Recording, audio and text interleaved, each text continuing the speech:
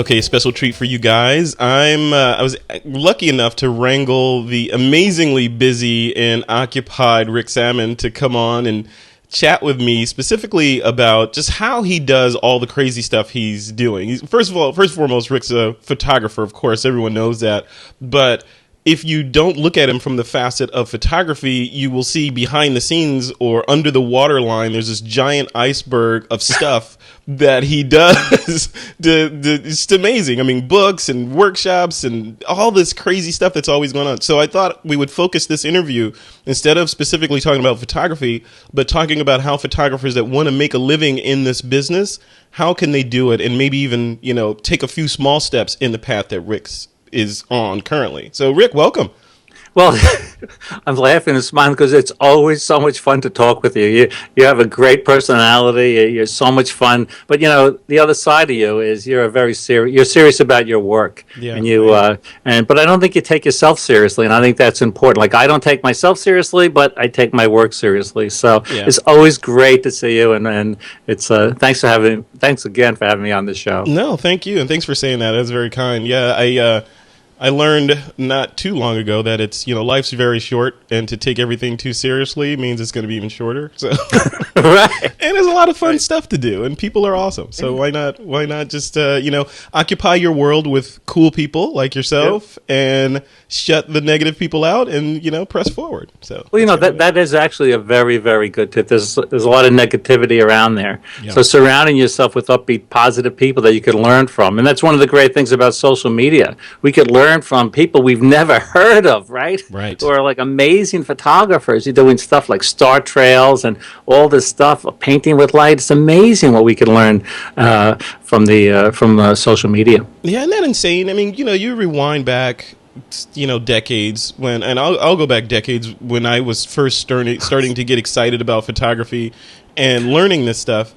And I mean, let's just say there were several trips to the library, right? Because there's no Amazon, there was no Amazon, there's no internet. It's just like, okay, I remember buying these books on special effects photography, or taking them out of the library or whatever, just to get my brain around how they do those star trails things. And you're like reading and it's not clicking, and then you go try it and it fails and you give up, But now, like you're saying, there's this network of people and examples and video training and all this crazy stuff out there to help you do it, So I hate to sound like the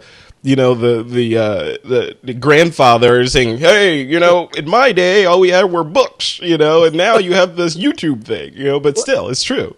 Well, and so much is free. But you said rewind a couple of decades. Frederick, I could rewind a half a century. That's true. I mean, it's a half a century and 13 years. Wow. But I think what keeps you young at heart is learning. There's a Buddhist saying, learning is health. And I think as long as we keep learning and we keep growing, we'll be doing okay, right? I mean, when you stop learning, it's over. Yeah, and that's one of the things I want to talk to you about. Sure. And one of you just said the whole learning piece of it. On the show, we've been talking, or one of the previous episodes, we were talking about the idea that photographers tend to be myopic when it comes to the gear that they're using and their operating system on their computer and the phone, that all this stuff becomes almost religion. Like, oh, you're a X shooter, or you are a Apple guy, or you're a Windows guy, or Why do you think, not to spend too much time on it, but why do you think photographers feel the need to self-identify into groups and then, kind of crap on the other people that don't use what they use? Well, I find that's actually becoming less and less. Yeah. But, back, when you're talking about decades, it was, oh, I'm this shooter, I'm that shooter, Mm-hmm. But, there's a lot of great equipment out there. And I think, the expression, cameras don't take pictures, people do. And this is true.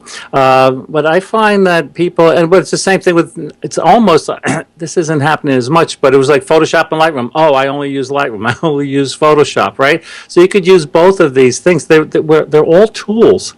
Yep. And I think whatever feels good, I don't know if you can see it, but I have my Fender Stratocaster guitar over here. Mm-hmm, mm-hmm. Some of my friends, Gibson's the only way to go.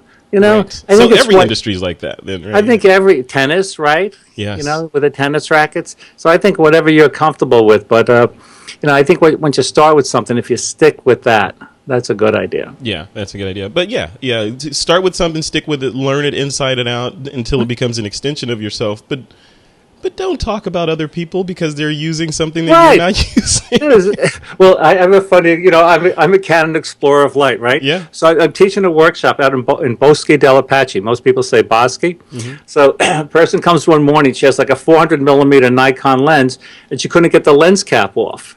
So I'm trying to get the lens cap off. I'm trying. I have one of those things that, you know, you put over for cans. You Yeah, know, trying. Then I realized that Nikon goes the other way. So you were tightening it. So and I got it off. There you go. Well, Yeah. Even those decisions. And that's probably a conscious decision at Nikon to like, you know what? Which way did their threads go? Let's do Right. the reverse for our stuff. Right. So let's talk about business a little bit, Sure. Rick. You know, and just sort of diversification. Photography is one of the, if not the fastest growing hobby in the United States, at least right now. Maybe Right. the world, who knows? But at least the United States is growing like gangbusters. Lots of new blood coming in, and lots of people that are thinking like, you know what? I can make a living from this if I shoot. Like, say, if I go into weddings and I charge $5,000, if I just do two a weekend and I do, 2 weekends a month, I'm golden. I'm making more than my regular salary. Is that a path that people can go? Because what I'm hearing from other folks, yourself included in previous times that we spoke, that's not necessarily the way to go. It's more about diversification. What would you say to that? Well, you know, you've heard me say, Frederick, that my specialty is not specializing. Yes. And for me, it works. You know, I've been around a while. I used to know food photographers who would make $5,000-8,000 a day. Now, food photographers, you get a good food photographer, he makes like $1,000 a day. The fashion industry in New York City, these guys used to make $10,000 a day. They're not doing this anymore. You know, some people, Annie Leibovitz, is still, of course, riding high. Mm-hmm. But for all the other people, you mentioned the wedding photographers. I was talking to someone in Florida. They said the average price of a wedding, to shoot editorial style, and just give them the DVD is $500. Yeah. I mean, this is going. Yep. So my philosophy and my recommendation to young people is, first follow your heart. And, if you follow your heart, if you love what you do, the money will come later because you'll get good at what you do. Yeah. But I feel diversifying for me has worked. We were talking before that one of my father's expressions was, it takes a lot of peanuts to feed an elephant. Yes. So if you make a few peanuts from ebooks, it's very easy to do ebooks now, right?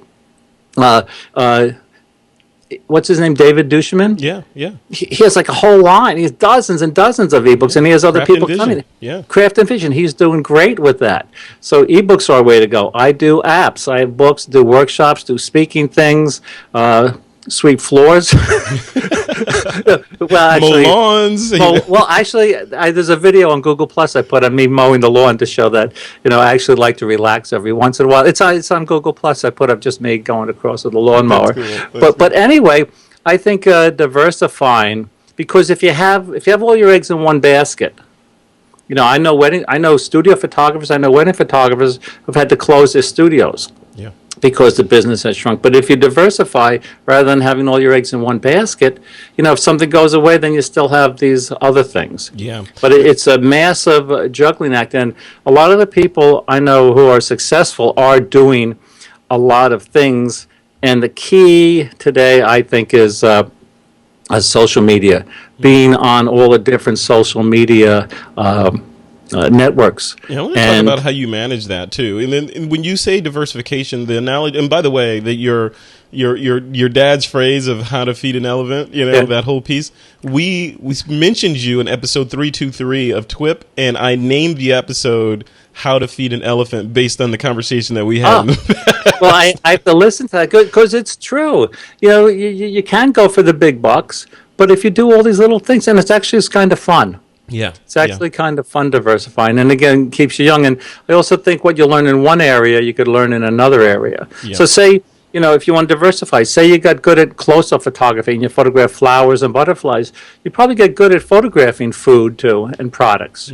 So what you learn in one area, especially in photography, I think can help you in these other areas. Yeah, and it turns out light behaves the same whether it's bouncing off food or a face or a landscape. That's right. Right? That's right. It's all about, so I tell people every picture you've ever taken has one main element, light. You break that down. Every photograph you've ever taken has two sub-elements, it's highlights and shadows.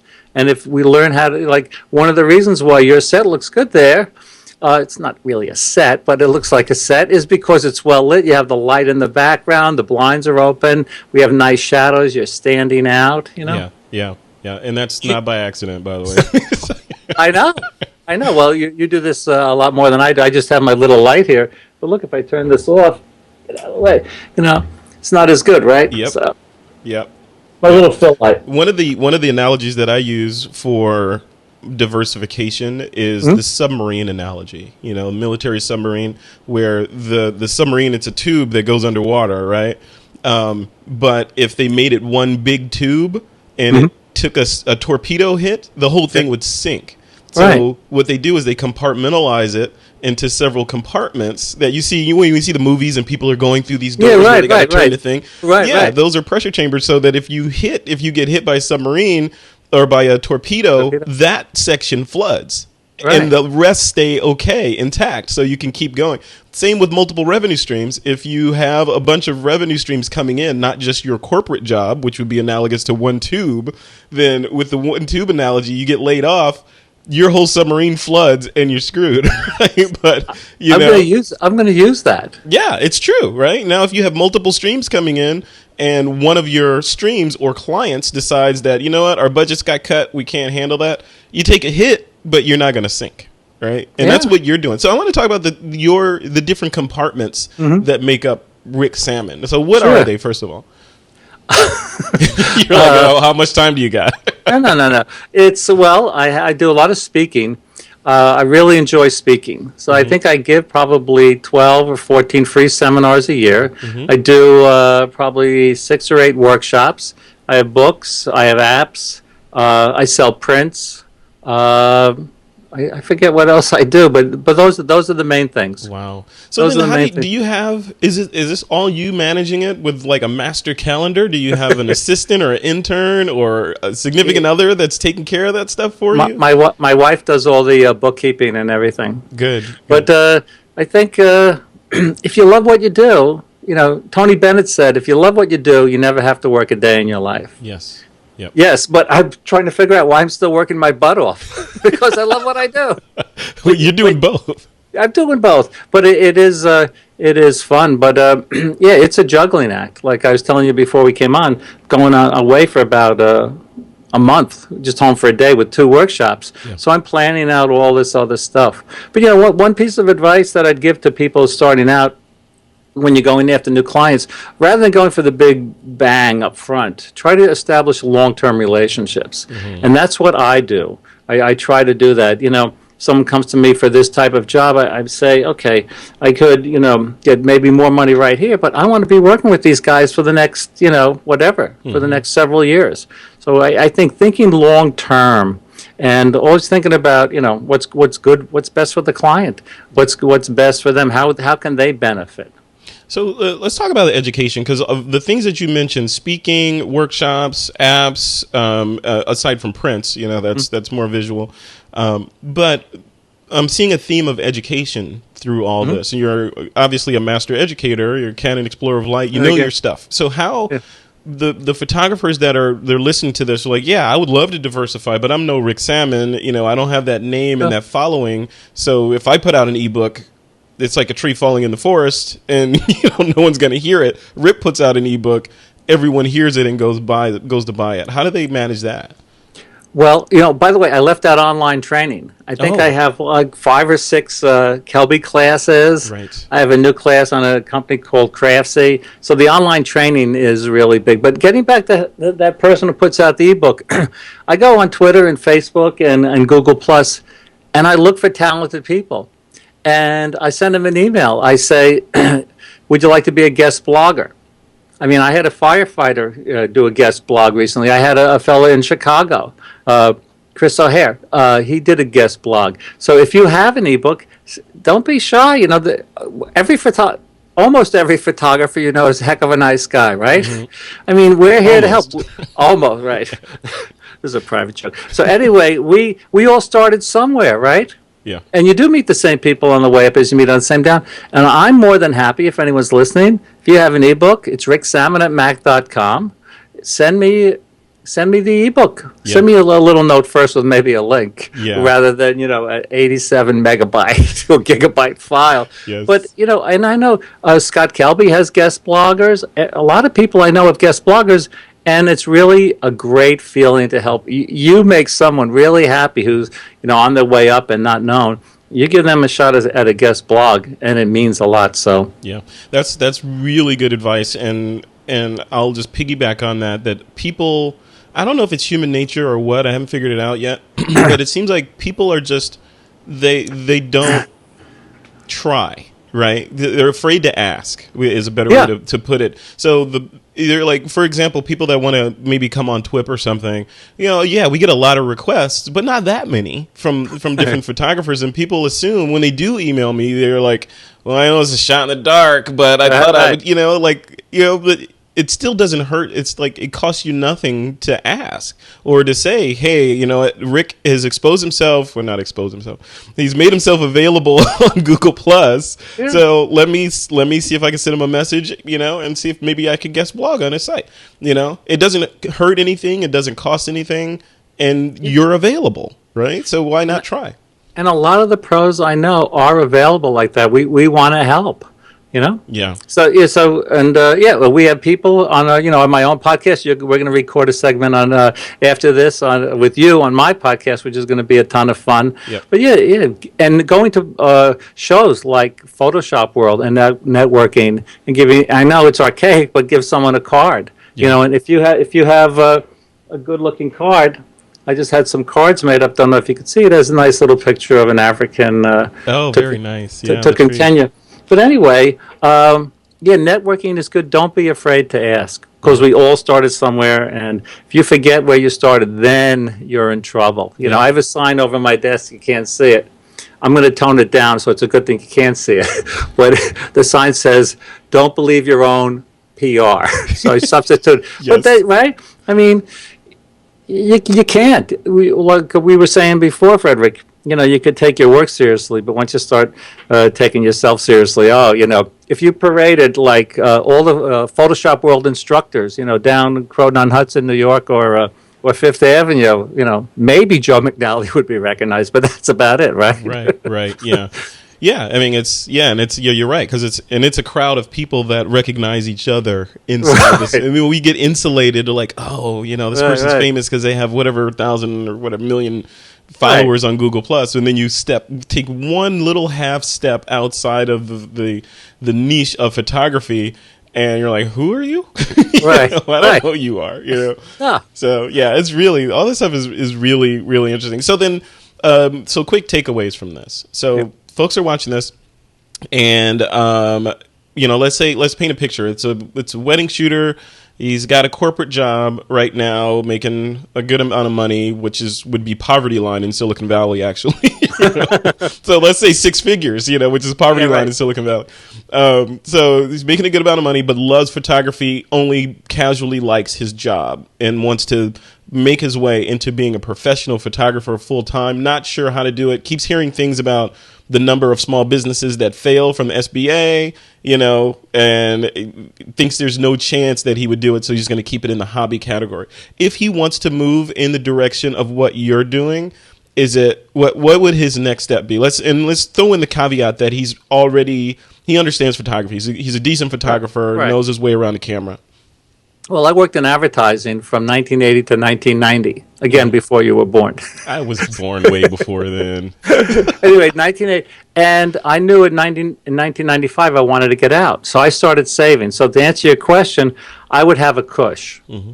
If that person has a full-time job, I'd have a cush, like 3, maybe a 5-year cush, So you don't have to worry. If you have to worry about money, then you're going to have to start doing things you don't want to do. It's not going to be as much fun and whatever. But I think having that cush and, making a business plan. A lot of people say, oh, I'm going to be a photographer. Well, what's your plan? And they have no plan. Who are your clients going to be? Where's your market? How much are you going to charge? How long? What are you going to promote it? What do your promotions consist of? What are you going to use to promote? All that stuff. Yeah. How much is gear going to cost? Yeah. Right.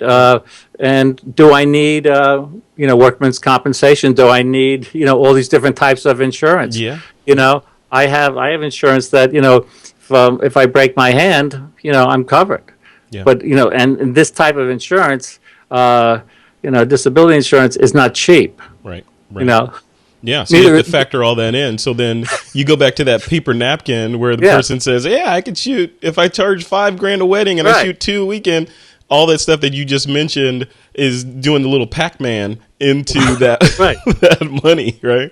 But, we're laughing, we're having a good time, and all the photographers come on your show, they're happy. You see Scott Kelby, all these guys at the Gray, everyone's having a great time. But all these guys are really, they have something in common, and they're really good business people. Yep. And you have to look at this as a business. And I look at workshops as a business. I will look at apps. I look at everything.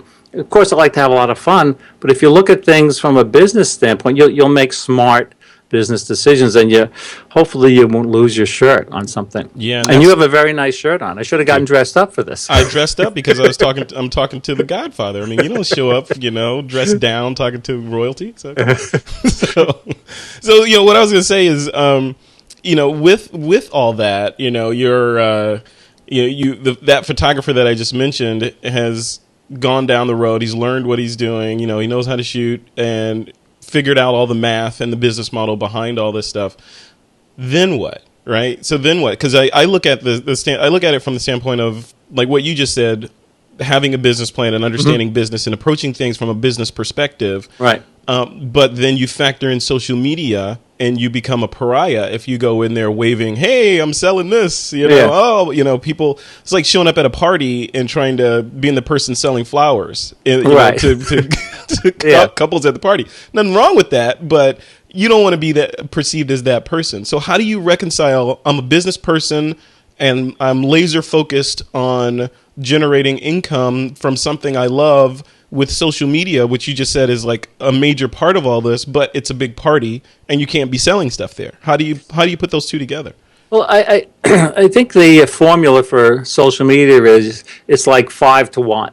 Mm-hmm. So you could put out stuff like, like I'm big on education, as you kindly mentioned. So I'm constantly putting out educational stuff, but, I will put out something, I'm doing a workshop here or just like the other photographers. So I'm promoting it that way. But yet there's a great book. I should have had it in the back. It's called Free by... Is that by Chris Anderson? That's it. Free Chris by Anderson, Chris. Yeah, editor of Wired, or former editor. I don't know if he's still doing that. And what he talks about is that you have to give away stuff for free in order to make money. Yeah. Now, that may not make sense, but like it's pretty cold here in January, right? Mm-hmm. So I go to Florida. So I have three workshops, but I also have 3 free seminars. So I'm giving these free seminars all around Florida, which is like a nice thing, right? Yeah. But I got to make money, so I'm giving the workshops. So I can promote the free workshops and the free seminars and the workshops at the same time. So I'm giving away something. Yeah. So people want stuff for free these days. Yeah, that's absolutely right. And there's in internet marketing and just marketing in general, there's the concept of reciprocity. And that's we're all hardwired in our brains to, if somebody gives you something, you feel, if you're a decent person, you feel like you should repay them somehow. And, it was a book that I was reading. I'll have to dig it up, and I forget what the name of it was, but it was talking about the Hare Krishnas, and how they, it's a religious organization that if you're like walking through some airports, they'll give you a flower, and then after you accept the flower, they ask for a donation.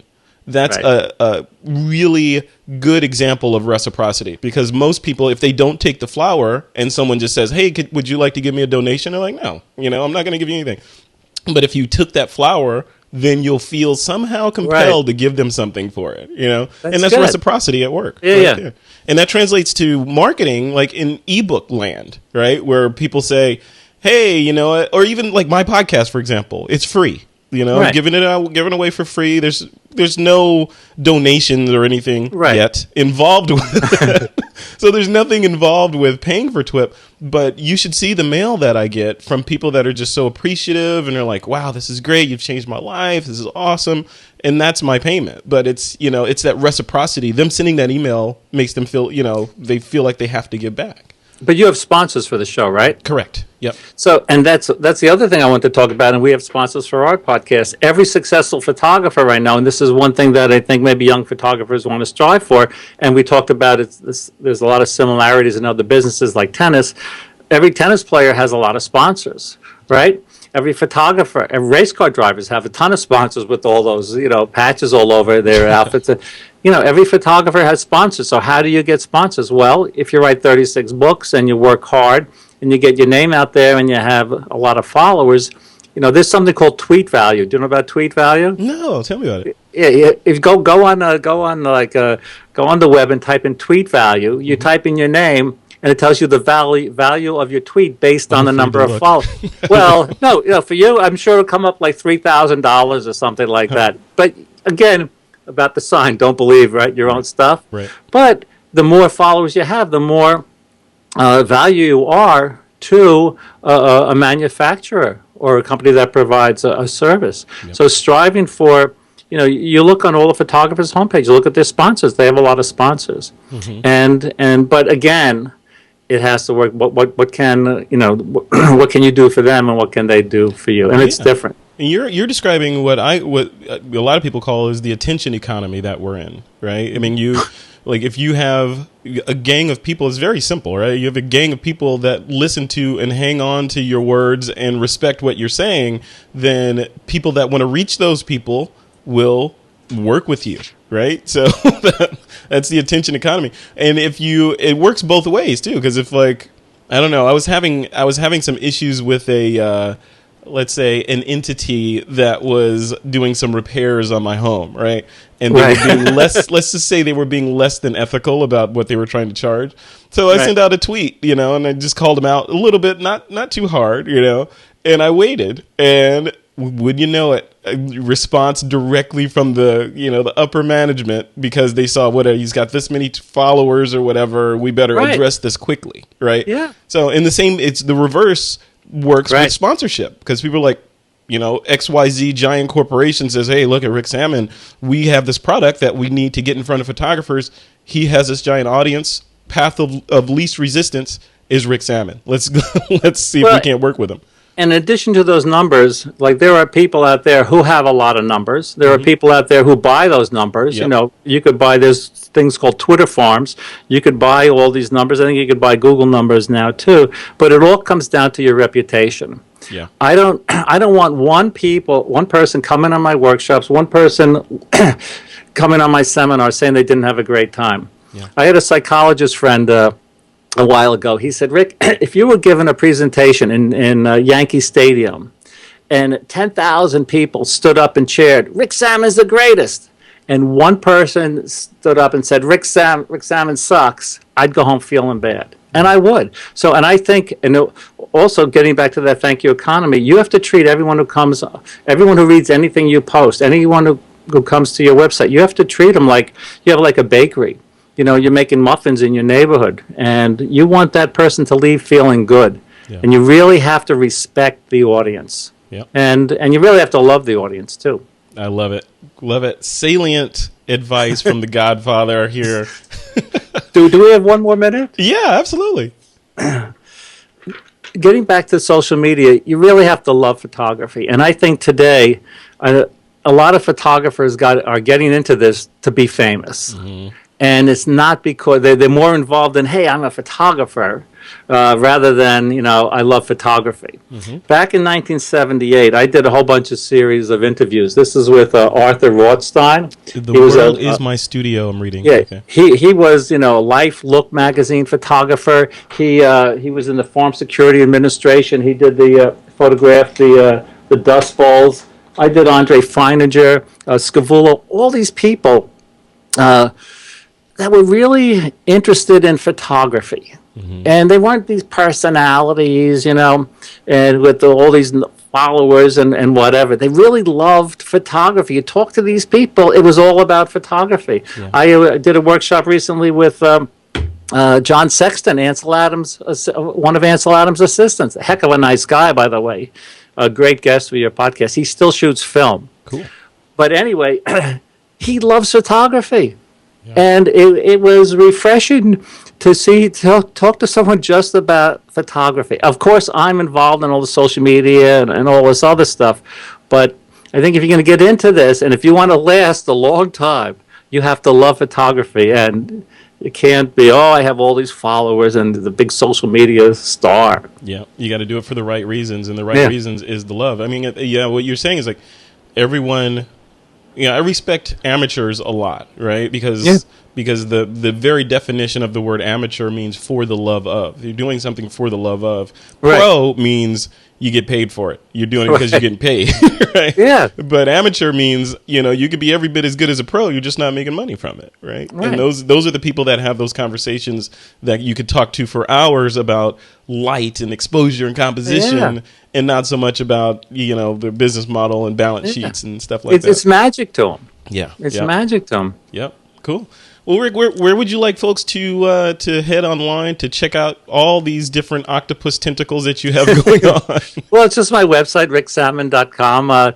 Everyone who comes to my workshops or seminars, I say is a student for life, which means they could email me questions for life. Nice. So any of your listeners who have any questions, they could email me. If there's anyone listening who ever sent me an email that I didn't answer, I'd be surprised. I can say that with confidence because I actually answer all the emails. And this is you personally. This isn't Rick Sammon. No. This is the staff, right? Look at that. I love it. Yeah, just like my staff. Look at all these people back there.